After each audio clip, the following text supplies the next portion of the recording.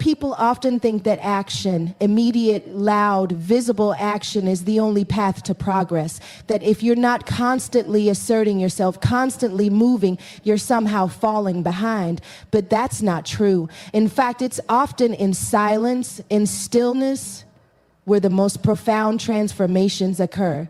And it's a difficult thing to understand, let alone accept, because real silence requires discipline. It requires restraint. It demands that you trust something deeper than the noise of the world. And that's terrifying. But here's the thing. When you learn to stay silent, not out of fear or indifference, but out of wisdom and patience, that's when life starts to align itself in ways you couldn't possibly force. Everything that matters, clarity, strength, opportunity, it doesn't arrive on demand. It emerges, it unfolds. And if you're too busy trying to shout your way through life, you might just miss it. So today I want to talk about that silence, about what it means to step back, to wait, and to allow what's meant for you to find you, not because you're passive, but because you're prepared. Silence cultivates clarity. Noise distracts. Stillness reveals. This is not merely a poetic notion. It's a deep psychological truth grounded in both ancient wisdom and modern understanding of how the mind functions. In our world, we're bombarded by stimuli at every turn: notifications, conversations, demands, entertainment, expectations. This noise, constant, loud, and relentless, hijacks our attention and scatters our focus. It creates a sense of urgency and compulsion. We're always reacting, rarely reflecting. And in that reactive state, true clarity is nearly impossible to achieve. The mind in its natural state is not meant to be on high alert all the time. It's not designed to be perpetually entertained, constantly occupied, or pulled in a dozen directions at once. Yet that's how many of us live, chronically overstimulated, habitually distracted, and then we wonder why we feel lost, confused, unsure of what we want or where we're going. It's because the noise of the world drowns out the signal of the soul. And when you can't hear yourself think, how can you expect to know what you truly need? Silence isn't just the absence of sound. It's the absence of internal chaos. It's the moment when the fog clears and you can actually see your own thoughts, your own motivations without distortion. But here's the problem. Silence is uncomfortable.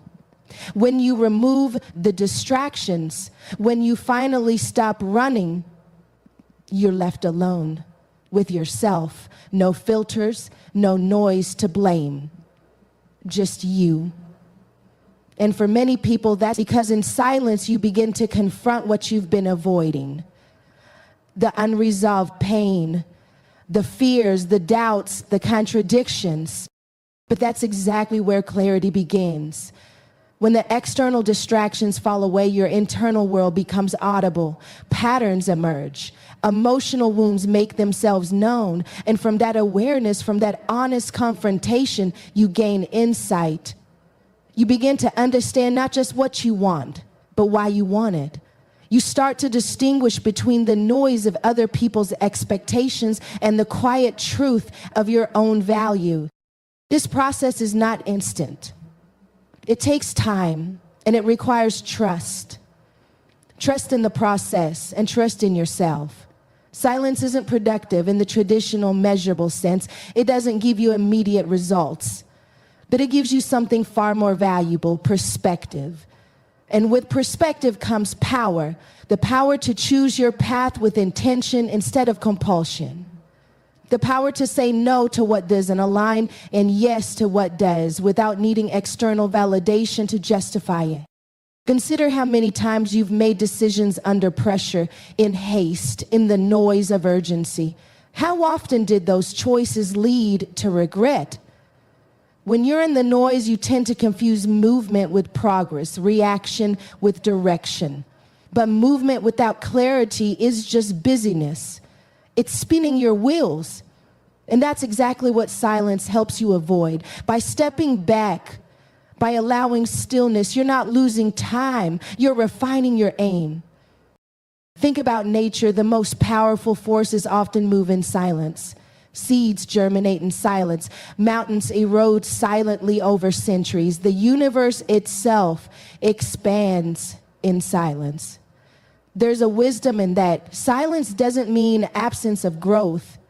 It means depth. It means things are happening beneath the surface, things that are real, things that matter. Now, culturally, we're conditioned to fear that silence. We're taught that if we're not talking, posting, doing, we're falling behind. But true leaders, true thinkers, true creators, they all understand the value of retreat. The artist steps back from the canvas.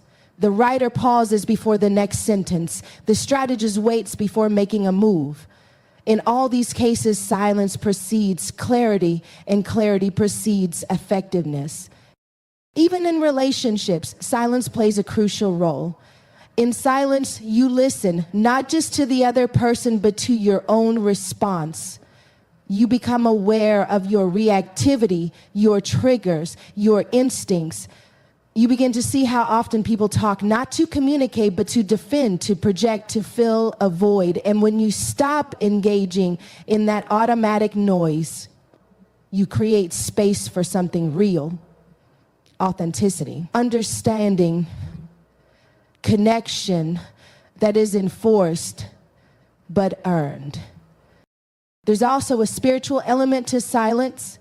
Across religions and philosophies, from Buddhism to Christianity to Stoicism, silence is revered as a gateway to transcendence. The monks who take vows of silence aren't doing it out of superstition, they're doing it to cultivate awareness, to hear something deeper than surface level desire, to align with something higher than the ego. And while you don't have to become a monk to access that space, you do have to be willing to be still.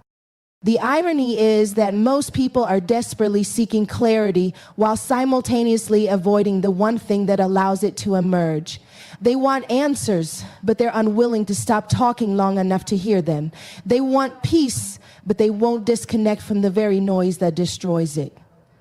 And so they remain stuck, not because clarity is unavailable, but because they're too busy to notice it's been trying to reach them all along.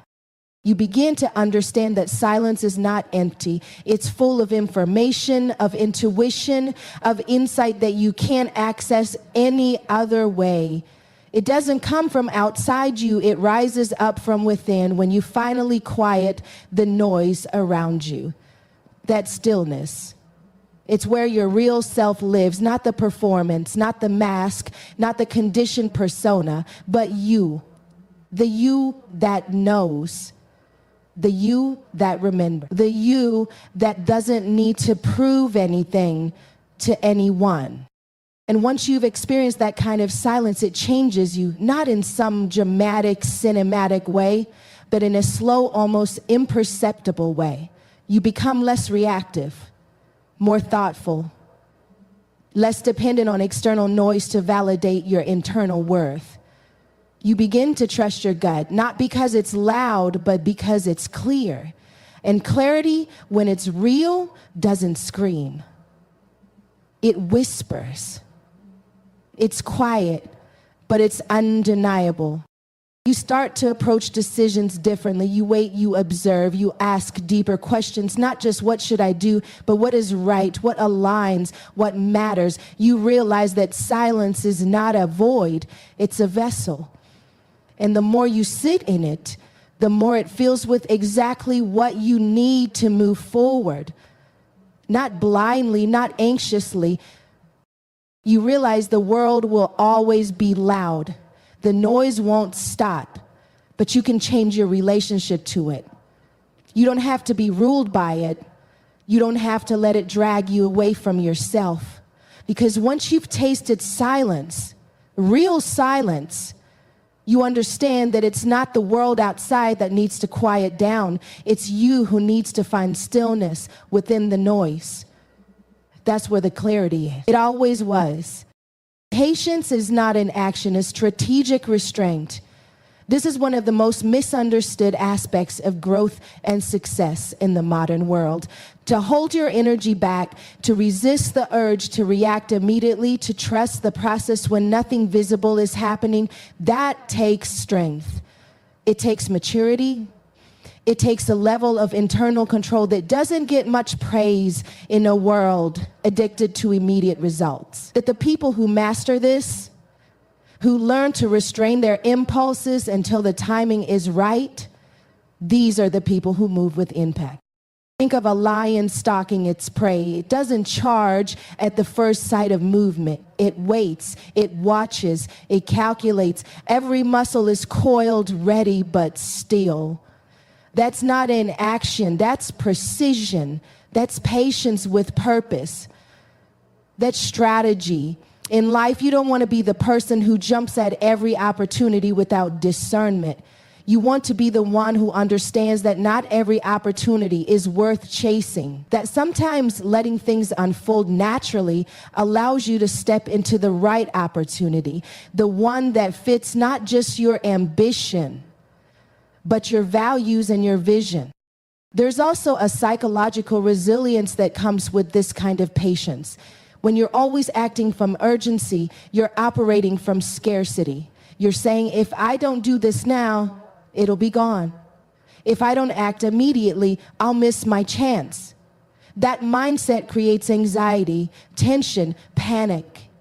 But strategic restraint is built on abundance.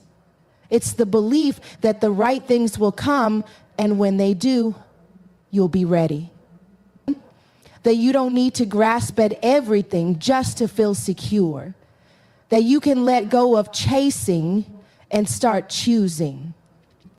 To be able to choose, you have to wait. And waiting, when done with purpose, is a power move. It allows you to gather information, observe patterns, understand dynamics. It lets you watch how things evolve without inserting yourself too early. It lets others reveal their intentions while you hold your ground. That kind of patience gives you leverage, because when you finally move, you do so with full awareness. You're not reacting, you're executing. This idea also applies deeply in relationships. Strategic restraint in communication, knowing when to speak and when to listen, when to push and when to let be, is essential for connection. If you always respond instantly, emotionally, you leave no space for reflection. But if you can wait, if you can let the other person finish, if you can take a breath before replying, you bring wisdom into the exchange. You avoid saying things you'll regret. You make room for real understanding. That's not passivity. That's patience as emotional intelligence. Strategic restraint is about trusting that timing has intelligence, that there's a rhythm to life that you can align with if you're attuned enough. Sometimes the doors aren't opening because you're not ready to walk through them. Sometimes the pause isn't punishment, it's preparation. You're being shaped, tested, refined. You're being taught patience so that when the moment comes, you won't fumble it. You'll be steady, grounded, composed. There's also a spiritual aspect to this kind of patience. It requires surrender, not in the sense of giving up, but in the sense of giving over, of accepting that not everything is in your control, and that trying to force things only creates resistance. Strategic restraint involves releasing your grip, loosening your need to manipulate outcomes, and instead aligning your actions with the deeper flow. It's saying, I'll act when it's time. I'll move when the path is clear. That surrender is where real strength lives, because it means you're no longer acting from fear. You begin to notice that the people who make the biggest impact are rarely the loudest or the fastest. They are the ones who move with intention. They're selective about where they place their energy. They know their value, so they don't need to prove it constantly. They're not performing for approval. They're preparing in silence. And when they speak, people listen. When they act, things shift, because their movement has weight. It has meaning. It has timing. This restraint also builds confidence. When you're not constantly acting out of compulsion, you begin to trust yourself more. You realize that you don't need to be everywhere, do everything, respond to everyone. You can wait. You can observe. You can make deliberate choices. And those choices come from strength, not insecurity. They're grounded in awareness, not impulse. Patience as strategic restraint is especially powerful when it comes to conflict. In moments of tension, the first reaction is rarely the best one. But if you can pause, if you can hold your response, you give yourself time to choose clarity over chaos. You diffuse the situation by refusing to escalate it. You reclaim control by not giving it away to someone else's emotion. That kind of patience can change the entire energy of a conversation. It can shift the trajectory of a relationship. It can stop a cycle before it repeats. Even in ambition, in chasing your dreams, building your vision, restraint matters. There's a temptation to push, to grind, to force results. But some things can't be rushed. If you try to scale too fast, you risk collapse. If you try to rise before you've built your foundation, the fall will be inevitable. Strategic patience is knowing when to push and when to pause, when to go hard and when to hold back. It's playing the long game, even when the short game looks tempting. Ultimately, strategic restraint is an internal posture. It's about being in control of your impulses, not controlled by them. It's about knowing that doing nothing can be as powerful as doing something if it's done with awareness, with timing, with purpose. It's about recognizing that not all silence is empty and not all waiting is wasted.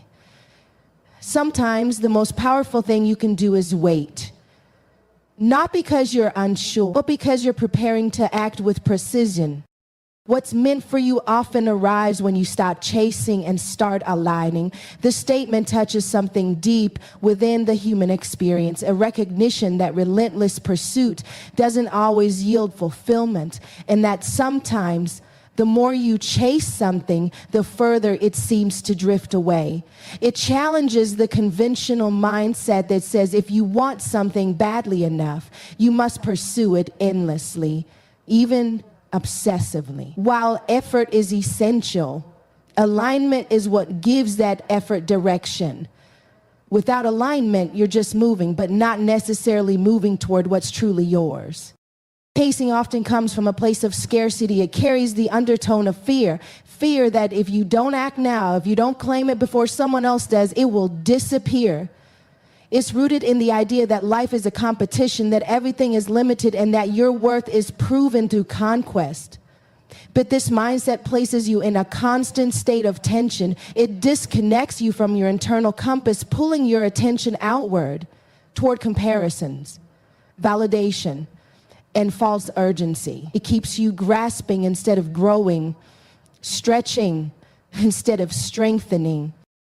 Alignment, on the other hand, is a quiet revolution. It's not about giving up or doing less. It's about doing what resonates. It's about choosing actions, environments, relationships, and goals that are in harmony with your values and your nature.